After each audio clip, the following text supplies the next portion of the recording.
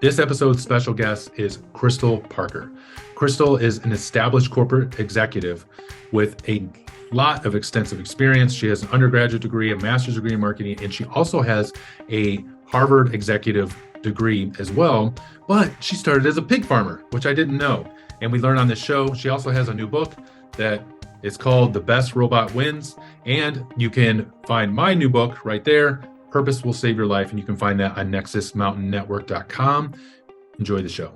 Today's special guest is Krystal Parker. This is going to be different. I'm really excited because I come from a business background, but she really comes from a business background, and she has been incredibly successful. She's nodding her head no because she's humble, but she has been very successful. I'm going to enjoy asking these questions. Krystal, welcome to the show. Thank you so much, Chad. Happy to be here and with the entire network. Yeah, I'm so glad because you're currently the president of the U.S. and Central Florida Christian Chamber of Commerce. Mhm. But historically, you have a really fascinating background that you actually say, and I don't know if it's in your book or one of your videos, you actually say, hey, I went from dropout to executive. And we want to unpack that a little bit. But so you have an undergrad degree in psychology, you have a master's degree in marketing, and you also have attended the Harvard Business School for Executives, which was a leadership program that I'm really interested in finding more out about too, which just speaks to the success that you've had. And so we want to tap into some of that. Well, the reason I was shaking my head no in the beginning was because I found it funny. My very first job that I ever had was as I raised pigs for 4-H in my little town of 300, and so that's really kind of where I got my education in business. We would buy the pigs and raise them over the summer and then sell them with 4-H. And so I got tickled when you say she's got this extensive business background. Yeah, I'm a pig farmer from Moscow, Kansas, and I dropped out of college. But God's been so good to me and really has walked patiently with me in my journey as I have just really cut my teeth in business in an oil and gas company, many different positions. I didn't know the term at the time, but I was actually an entrepreneur, which is somebody that works in an organization and has an entrepreneurial spirit and works to make things better and break things and take it apart and really just enjoys business. And so each one of my positions that I worked in throughout the years and within the gas company and actually started stocking shelves in a truck parts store, which was a subsidiary of a gas company. I Mm. always worked to make it better, and so that's kind of what led to the success. And all of the other accreditations came, which is the undergrad, the master's, and then the opportunity to be at Harvard Business School. That's really interesting that you said that could be a topic all by itself of being someone who has this creative entrepreneur spirit, but they're in corporate America. Mhm. That's me all the way. And it wasn't until recently that they started measuring us, like when I was in management, they started measuring me by my creativity. Like that was one of the criteria for performance reviews. And so then I was excited about that. I'd be like, hey, is it a 1, 2, 3, 4, or 5? And only 5% got the fives. And I always got the fives when it came to creativity. But at the same time, I was in such a litigious culture in pharmaceutical, you were so limited on your creativity. But so you have this phrase and you call it business is my sport. I love that. So what does that mean to you? Well, I think most people understand, athletes, some of the top athletes that are in the world or even Olympics or gosh, my daughter's in club volleyball. And even in club volleyball at 16, she's in practice and weights and she watches what she eats most of the time because she'll probably watch this. But she watches what she so it's a full on regiment and program and discipline that she does to be successful. And even the higher athletes, in the world, those the professional ones, I mean, it's every day they work at it. So people understand sports, and so when I say business is my sport, number one, I enjoy it. I love business; it's fun to me. But number two is I work hard at it, and it's not something I always say. School's never out for the professional, and every day working to get better at something and trying something new. And I think when you look at it like a sport, and I think you could probably appreciate this too, Chad, but when you look at business or something, whatever you're doing as a sport, failure doesn't seem like such a big deal. And I think so many people are just paralyzed in fear that they might mess up or they might Oh, not hit whatever goal they set. And if you look at it like, okay, well, it's a sport, it's a game. You're not going to make every basket. You're not going to be successful every time. You just got to work to get better. So that's how I see business. So do you think you said that you went from valedictorian to dropout? So do you think that has a role in this? Oh, well, let me clarify. Valedictorian in a class of seven. Okay. All right, fair enough. I Oh, but appreciate the hey, honesty. you got to have the top somewhere, right? It's all Yep. perspective. Okay. Oh, but absolutely. I think, part of like a huge part of my story has been failure. And I tell my daughter all the time, life is really only about 10% about what happens to you and 90% about what you do about it. Not everybody's dealt the same deck of cards. And certainly, whenever we experience challenging times, Chad, I always kind of look at three different things. Is this something that I've done that has created this that I can improve on? Am I creating this problem for myself? Is it that the Lord is moving me into another area or sector of my life? So sometimes things will happen that doesn't make any sense to man. Or am I on the right path and am I just being attacked by the enemy? And is that creating the friction in my life? And so, really taking that assessment of what's actually going on. And I would have to say that early on in my life, most of the failure and problems I had were a lot of my own issue. That's okay. But you learned probably a lot, and you I learned learned a lot. Yeah, I've learned that. I've learned that. Exactly. so you obviously you worked your way up, you advanced your career, but you also said that you were in this corporate world for I think it was like 15 years, Mm. and you left. And then Yeah. you said it's almost like you had an identity crisis. Well, it was really interesting because, you know, I cut my teeth in this company. I mean, so I dropped out of college, sent me back home to small Midwestern town. There's not a lot of jobs out there. And I was really broken and really embarrassed about coming back to this small town. The one I said, "You're gonna see me in the rearview mirror. You're never gonna see me again. I'm out of here. I'm gonna go blaze a trail and change the world." And then here you come back just a few years later with your tail between your leg. It's not really a cool experience, but there wasn't a lot of different job opportunities there. So I knew I had to work. I'm early 20s at this point, and I dropped out of college, and so there was a part-time job, and it was stocking shelves in a truck parts store. And so that's really where I started my career. And if you think about that, if you start in like now, it's really unusual that people get in a job and stay there for 15 years. Like there's a lot of different opportunities. But the cool thing about this was it was a Fortune 199 oil and gas company. And so there were a lot of different positions and opportunities. And I'll never forget when I was interviewing for my first executive job within One Oak, and the hiring COO said to me, he said, "Your resume is like this amazing resume." Like I worked in partner side of the business, HR, transportation. I was in supervision. Like I had all of the different steps that one would dream of having. And I didn't do it on purpose. I mean, that really is the Lord's hand on my life. I didn't even know what I was doing. I was just like, I'm bored. I'm ready for a new position. And the door would open for the right one. But the thing about it was, I didn't really know what I didn't know Mm. until they sent me to Harvard Business School. And when I went to Harvard Business School, we went to San Francisco actually for this course. And the reason we went to San Francisco was because at the time it was the innovation capital in the US. And really all the dot coms, everything that was going on was happening there. And we did some tours of some other companies and we got to see some neat stuff. But here's this small town girl from Moscow, Kansas, who went to KU, about 30,000 students, totally dropped out, messed up her life, goes back to her little small town. And I'm at Harvard Business School. And instead of like, we're in this U-shaped, it's like a boardroom, you're in there learning. There was 60 different countries present at this course that I was at. People came in from over 60 countries. And they said, and one of the instructors said, "Some of you that work for slow bureaucratic organizations, which natural gas, Fortune 199, publicly traded, it's pretty slow moving." They said, "You are going to walk out of here totally different." And man, it exactly like the lenses were clean. I came out going, "Wait, why are we doing business like this? Is this the right way? Is there a way to bring innovation into the space of natural gas distribution?"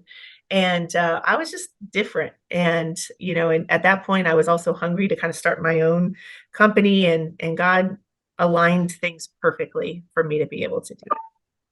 So that's cool. I wanted to actually ask you about this experience of being in the Harvard Business School for Executives. And besides the experience you had in San Francisco, what was so different between going to Harvard versus your undergrad and your grad school?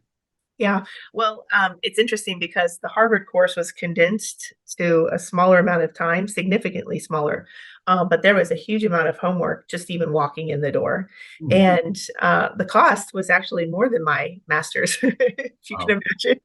But what was really neat and different about it was this was the first time that I got to be educated in through case studies. So they do a lot of case study discussion, and it was real hands on. It was just a totally different way to learn than the traditional academia. And so I would say that was one of the big differences. With my undergrad, I was mostly in class, in classrooms. Mhm. And from a kid in a class of seven going to classrooms of thousands of people, I just got lost in that. Like, nobody cares whether I'm here or not, so, but that education was different because it was very professor to student. My master's was an online university, which is actually, I'm a professor there now still. And it's through a Blackboard and it was all online. So you talk with your fingers. Mm. And that's a really neat way to learn in that, learning environment. And then Harvard was very much discussion, very fast paced, but very case study driven. And I would say all three are really neat ways to learn and very different, just finding what works for you. Yeah.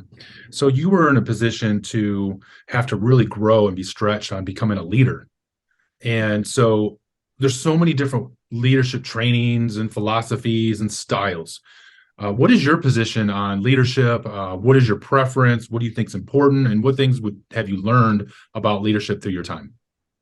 So one of the biggest things I learned was when I went from from director to executive. Hmm. Each one of the moves that I made in corporate America were moves where I didn't get to hire my team. The team was there and a new leader comes in. That's challenging. Yeah. It's one thing to hire your people, but it's another thing to take people that don't even know you Yeah. and lead them. And so one of the things I fell into when I became a young officer, so I was the youngest officer in the whole company. I was 34 years old, and I was leading people that were much more experienced. And on top of that, I had zero experience in the field. So most of my background was customer service and HR. So it was all people oriented. But when I became an executive, I was responsible for the gas company in 47 cities on the west side of Texas. And that was full inclusion of the gas business. So engineering, construction, pressure control and maintenance, like, I mean, all of those types of jobs that I had no experience at all. Hmm. So when I get in there as a woman in El Paso, Texas, and a young woman, I started to try to prove myself because there's different levels of leadership. People follow you because they have to, because you're the leader, right? And then you want to get to that point where people follow you because they believe in your vision and they believe that you're a cultural leader. But somewhere in the lower lines of leadership is they follow you because you're really good at what you do. Hmm. Well, I wasn't the best construction. I didn't know if they were buffaloing me about the engineering projects. And so I fell into a trap of trying to prove that I was worthy to be there to be their leader and trying to outwork them. And, I had my blinders on and I was focused on work, work, work. I've got to be the best. I've got to prove to be the best. I need to know what's going on here.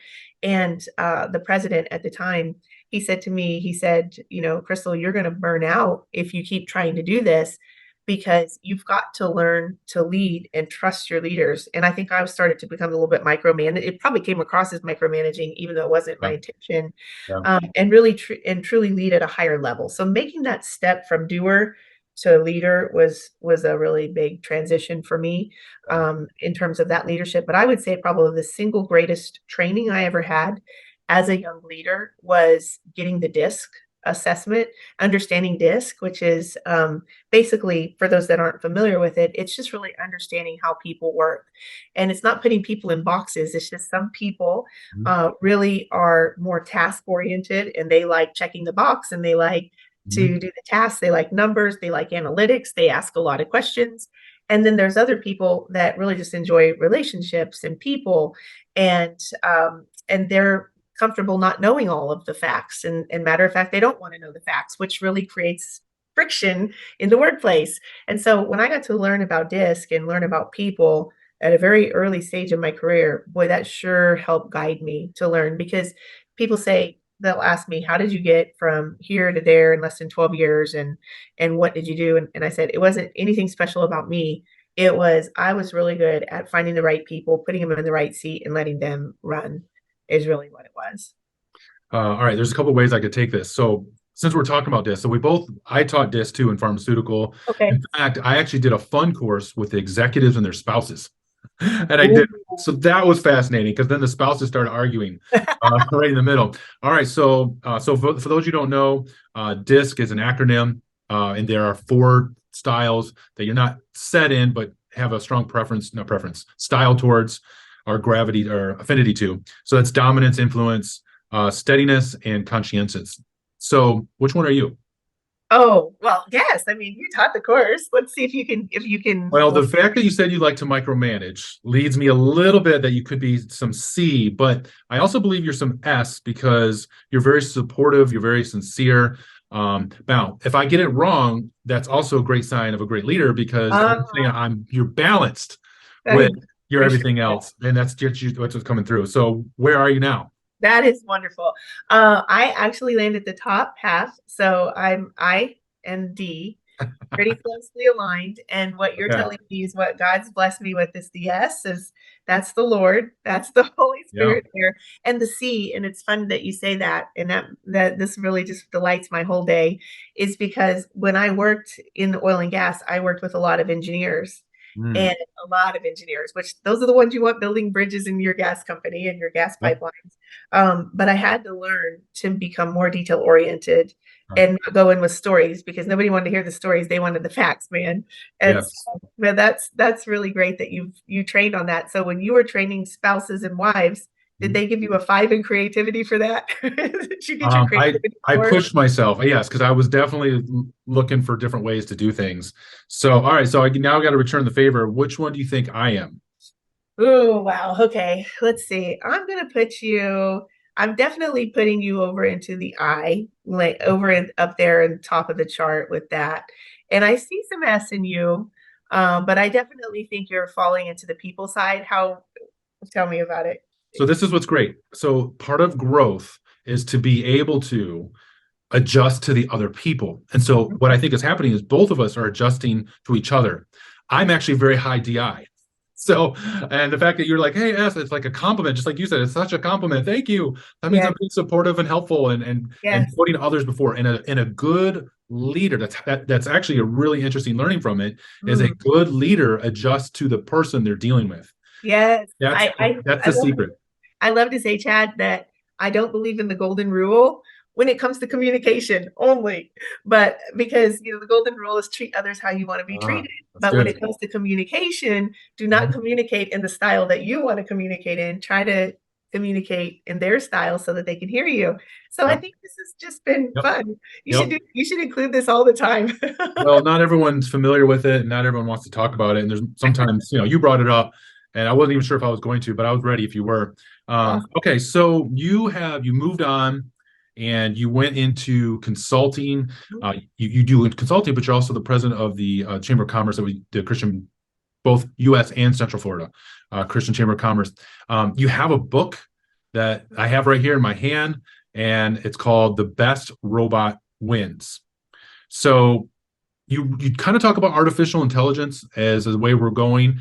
I think when you wrote this book, maybe you didn't even know how fast it was going to accelerate because it is like through the roof probably since you've written this book.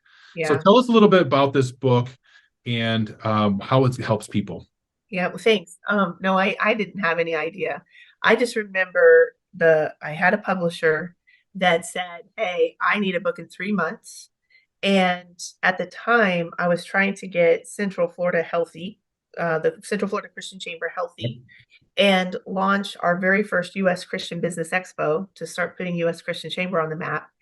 And I just remember thinking, I was out for a walk, and the Lord was very clear that in my spirit, I just sensed if I'm going to be able to do all of this stuff, and at the time I was a single mom too, then I'm almost going to have to become robotic. to be able to make it work. And that's really what went through my head. Okay. And I see business as a machine. I see when I think of business, I see it as parts, gears, and axles of a machine, just like people, processes, and systems. So they're both kind of the same to me. Mhm. Um, and so I that's really kind of the premise behind this, but there is a piece of it where we understand that business is the bedrocks of business is four basic elements: planning, leading, organizing, and control. That's four things in business that will never go away. It's the bedrocks. But how you go about them change. But the thing is, and this was the part of why this book really, I think, is doing well. You have more management tools now, Chad, than we've ever had before. I mean, there's more data bits than there are grains of sand on all the beaches. Like Mhm. there's green belts and lean six and behavioral psychology, like what we're talking about. There's metrics, KPIs, benchmarks. So if we have all the tools for management, why are companies failing so quickly? The lifespan of a Fortune 500 is significantly less today. It's 15 years, Yeah. where just 50 years ago was 75 years. Yeah. So we're seeing businesses fail. The bedrocks of management are still the same. We have better tools to manage. Why are companies failing? And that's what I answer in this book. And I really believe that it is godly wisdom that helped me to come with that answer, because there's so many different pressures impacting the business today that wasn't there before. And artificial intelligence is one of them. And people say, are you for it or against it? And I say, I always recommend that companies automate when possible. Hmm. But what happens is companies are automating, and they're taking good people with great talents and great abilities, and they're just throwing them out. And Mhm. there's no disaggregate between how we treat those robots, how we treat the humans. And when we can retain them, reskill them, and redevelop them, like it's biblical, then you're holding onto your workforce. You're not bleeding money and wondering why aren't we making our numbers. And on top of that, you're not retraining in culture and DNA and all those things that take time over time. So we've got a lot of companies that have lost identity because they're just throwing people away. And the ones that are retaining the right people and growing, they're adapting faster. It's just a significant competitive advantage. And so that's really the basis of what's behind that book. Yeah, that sets me up for two comments that I wanted to talk about from your book. One was you said 86% of Fortune 500 companies in 1955 no longer exist, but you specialize in employee engagement. And you say, and you even put a formula in place that Yeah. says there's a direct link from employee engagement to your top line and your bottom line revenues.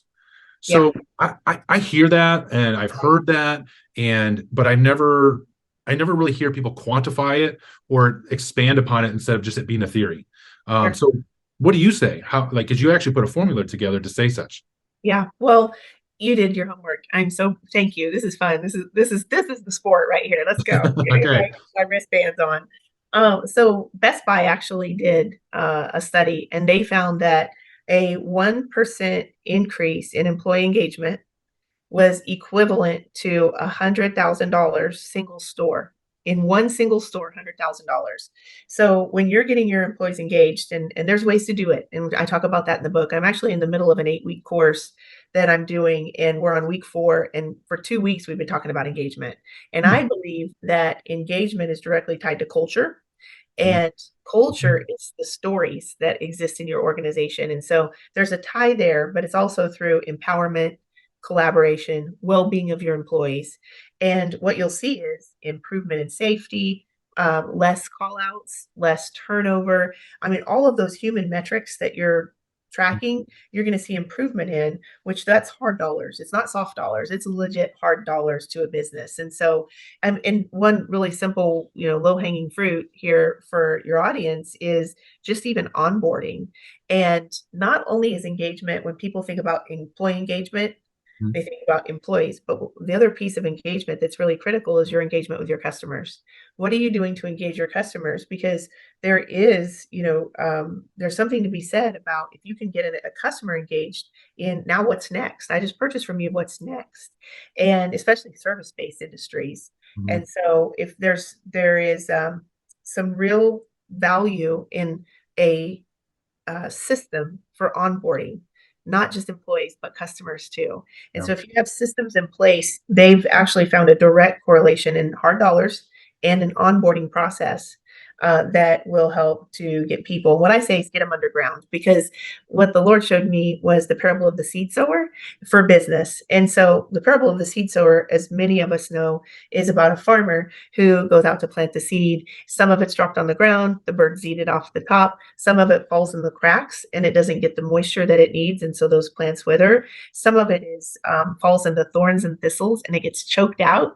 And then that's planted in good solid ground is just hundredfold in the production. And so what God's talking about in the Bible is he's talking about the word of God on our heart, right?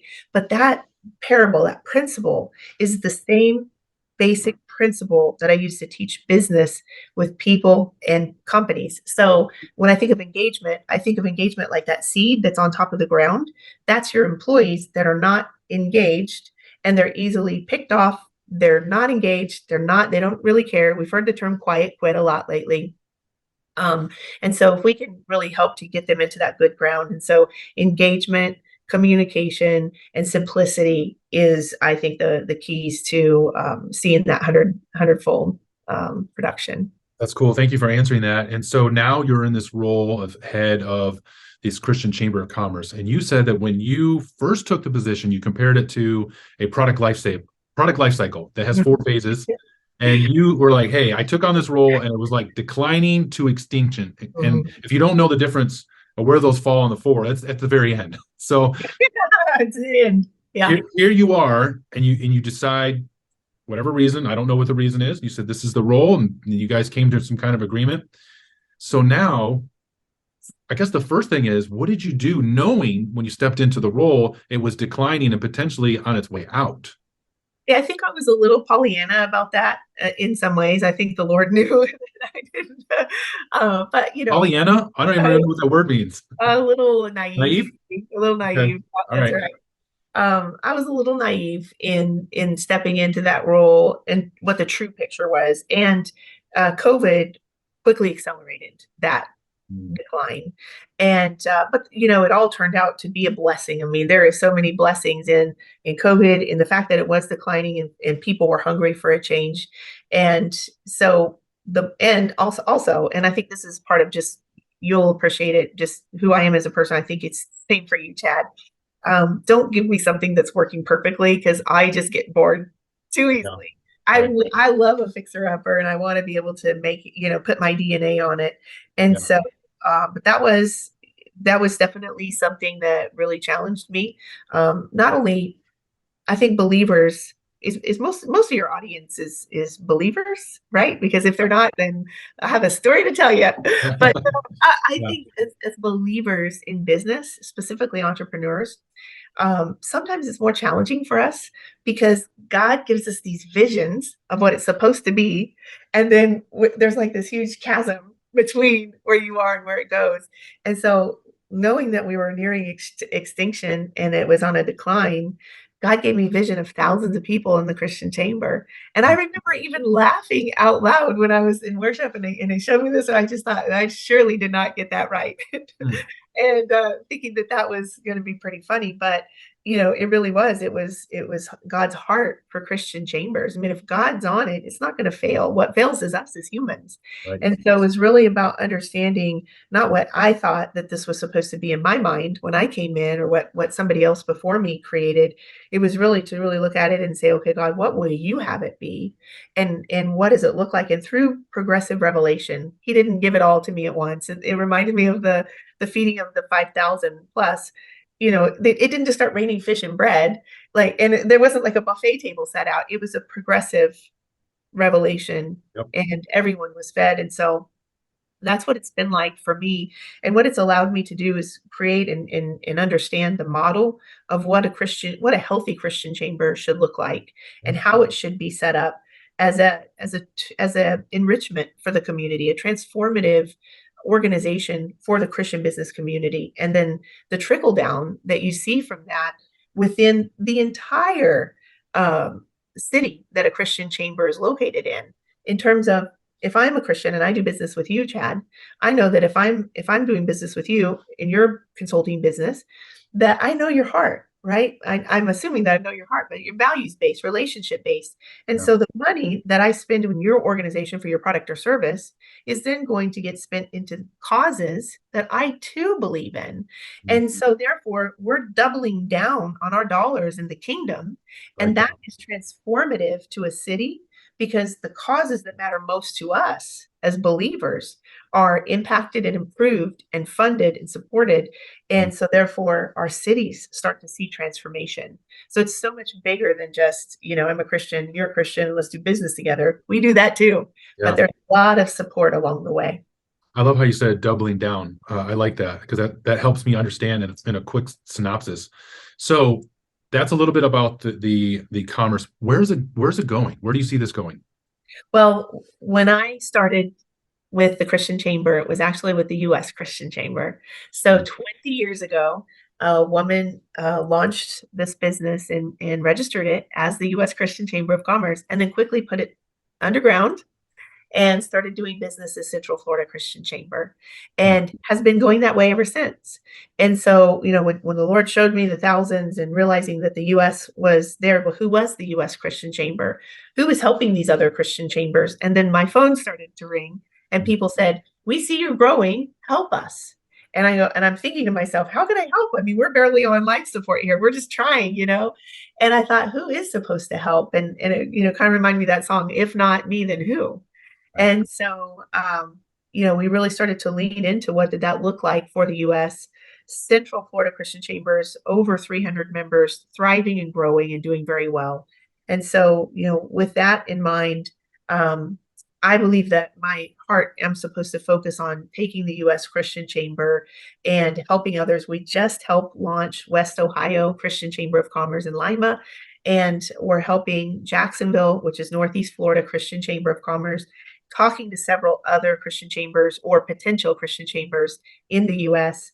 And so, therefore, what we're doing is we're bringing in co presidents of the Central Florida Christian Chamber of Commerce to really nurture and continue to grow Central Florida with that model. Central Florida really is the flagship Christian chamber.